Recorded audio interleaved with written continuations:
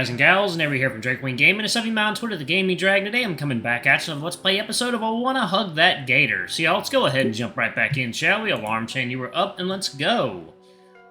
Spoke too soon. She's giving me one now. Well, you should probably grab your lunch while there's still time. Ben glances up at one of the clocks in the lunchroom. There's only about 10 minutes of lunch left. You're right, but the lines usually closed 5 minutes ago. His fist hammers his palm in epiphany.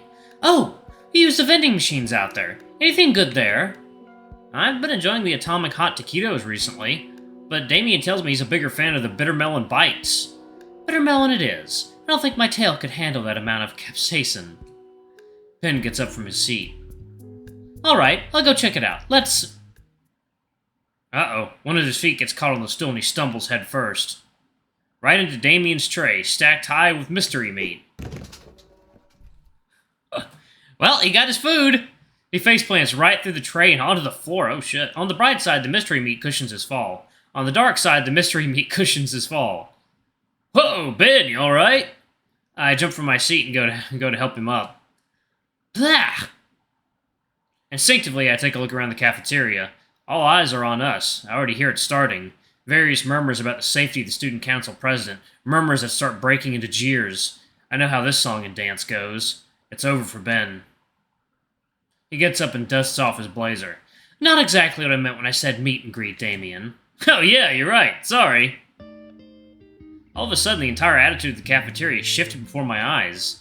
The jeers were deflected into a general amusement that permeated throughout the room. One of the nearby students stands up and hands him a few napkins to wipe his face off.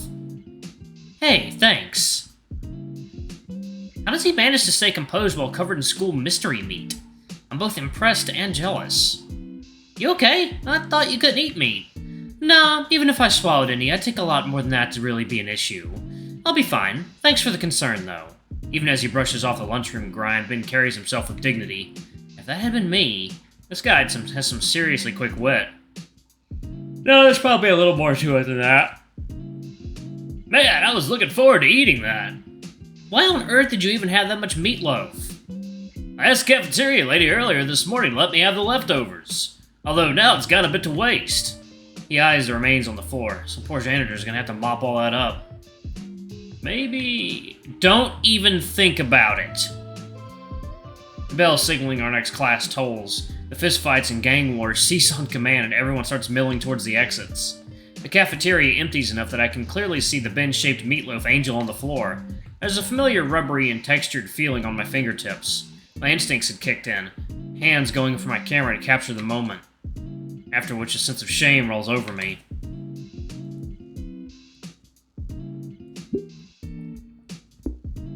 I mean, I can kind of understand that instinct to capture something in the moment. That I would even consider capturing something like this, especially when it's happening to my friend. I get up from my seat with a heavy sigh and finally head for my next class. I hope Ben will have the time to clean up before photography. He's got 5 minutes.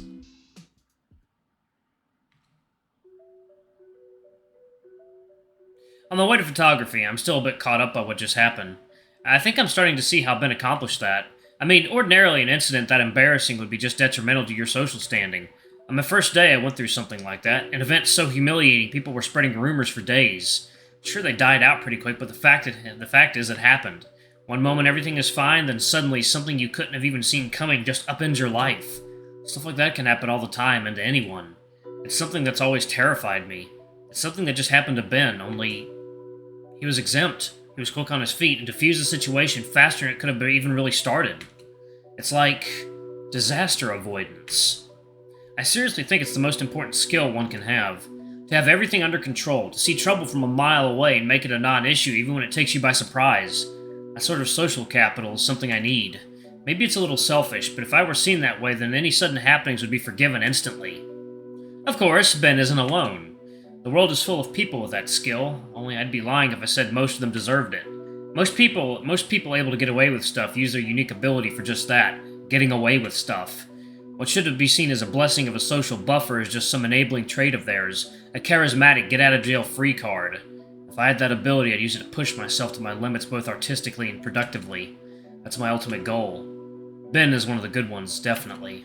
He's definitely earned my respect over this. The question remains, though, How do I get like that?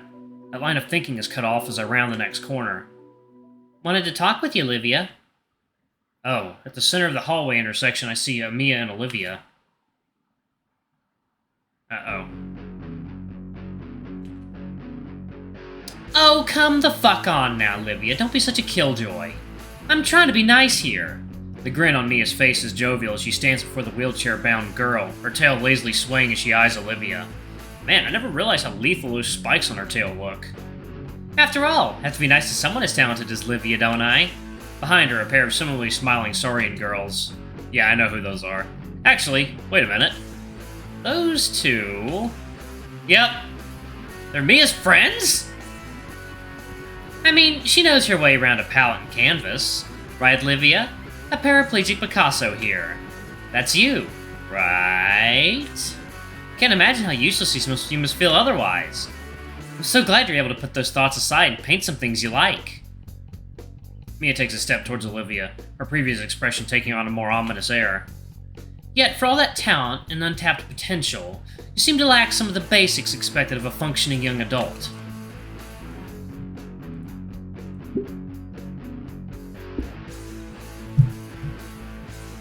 Mia's lips part, revealing a cruel grin.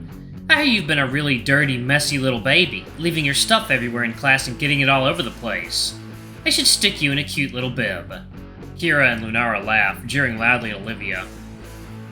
Mia snaps her fingers, causing the two of them to go quiet. I still don't want to believe it. Those two are so nice to me. What are they doing with Mia? I know them. They're smart. They know that if this is what it looks like, it's horrible. And they're not the kind of people to punch down like this. But they all decided to do this, right? So what's going on? Is there more to this situation? Mia takes another step forward, her figure now looming over Olivia as she looks down with a cruel sneer on her lips. Normally I wouldn't waste my time trying to single you out, but I'm going to use this moment to make you get the picture. Benny was supposed to join me for lunch, but he had to stay behind to clean up after your mess. You got your issues, you can't ride a bike, whatever. That's your fucking problem. Stop making it mine, Olivia. Or do I need to start being a problem for you? Yeah, does Ben look like your nanny? Well, she does come prepackaged with a stroller. Come on, Mia, that's crossing the line. Not like she can stand up to you or anyone. What? I'm just chatting with Liv here. But if I did hurt your feelings, I'm really sorry. Kiara's beak clicks loudly and repetitively, while Lunora's hand covers her maw to hide a giggle. Oh, don't take it so personally, Olivia. I'm just teasing you. Right, Liv? We're all just one big happy family here. Lord knows some of us here could use one. I don't even know how to respond to that. I want to hear both sides of the story here. What history me and Olivia have for a confrontation like this? I think getting this upset over her missing lunch with Ben is extreme, but Mia's friends remain by her side, completely steadfast against Olivia. Is it that bad? And yet Olivia says nothing to her. She has her head atop the knuckles of her hand like I would during Prockling's history lessons. There were moments where Olivia's tail would press into the floor, shifting her chair back or to the side. It looked like she was attempting to sidestep the conversation with that muscular tail, but Mia's own movements cut off her escape attempts. Mia returns the calm stare. There's no motion, but the staring contest was a fight in its own way. The first to look away would lose. Olivia's frigid indifference against Mia's piercing gaze. Kiara ends up dropping her phone and both glare at her simultaneously. A draw. Kiara, I swear I'll kill you one of these days. Olivia takes the opportunity to move past Mia. Mia takes no time to toughen her stance and continue her spew of insults. What? Leaving so soon? Second, y'all. Water time. Guys and gals, and we are back. Let's jump back into it, shall we? No response. And so quickly. That's almost normal walking speed. I was honestly thinking you need a cooler nickname to go with your need for speed. Hot Wheels! In an instant, Olivia stops to a squeaking halt. Gone was her stoic face, and its place were eyes wide with shock. How the hell? Olivia's pace falters. Mia quickly steps ahead again and places a foot on her left wheel. Your brain-dead finhead friend told me back in gym class. He went on about how you had it back when you were still soiling your diapers. Honestly, I think you should embrace it. So say it. Well?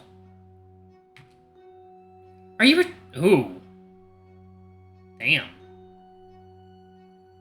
Are you retarded, you stupid bitch? Fucking say it. Huh. Inco, step the fuck in! Jesus, man! God, do you need fucking speech therapy too? Say it! Hot Wheels! Hot Wheels! See, I knew you could do it. Kinda fitting, I agree with half of it. Olivia's claws dig into her armrests. Maybe that's the nuance. The point is that only half of it works. Mia turns to look at Kiera and Lunara, eliciting some sort of giggling from them. I'm sure you wouldn't mind us making it cool again, though, right? I mean, you were such a winner back then. Mia leans in close, her voice now a harsh stage whisper as she glares daggers through Olivia. What's wrong, Hot Wheels? Don't want to talk anymore? Am I not good enough for you? Even from afar, I can tell that Olivia is starting to lose her composure. Her tail stays limp on the floor, as if the energy to hold it was drained away. Oh my god! I think this is bullying. I didn't want to believe it, but it's undeniable by now. This is textbook bullying. It's unfair. It's like when you're in line to use the restroom after hours and hours of waiting, and someone cuts in front of you, completely inexcusable. Is this the part where I should step in?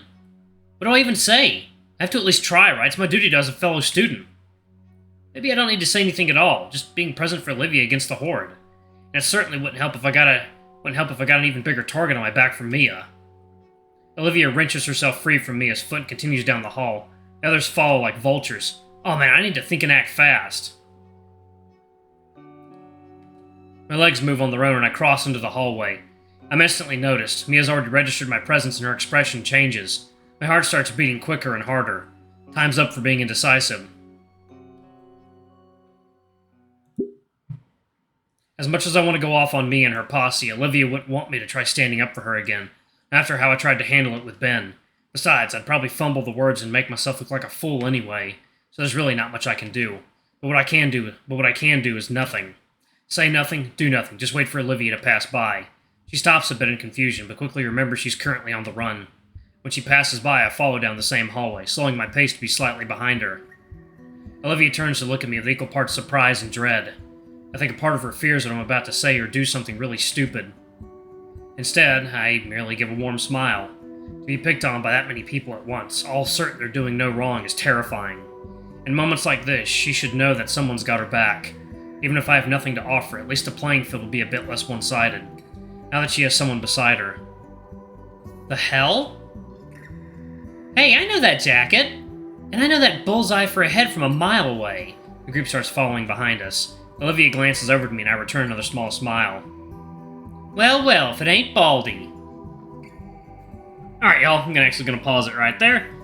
Alright. Thank y'all so much for watching. Don't forget to like, comment, subscribe, ring that notification bell. And man, this was a, this was a tough episode. Good lord. God, Mia making fun of someone for being, like, crippled or partially crippled? What the fuck is wrong with you? Like, God, you're terrible. Oh my Jesus Christ, what does Ben see in you? You're an absolute cunt and a half. Jesus. Alright, thank y'all so much for watching. I love you all, and I'll see y'all in the next video. Bye-bye!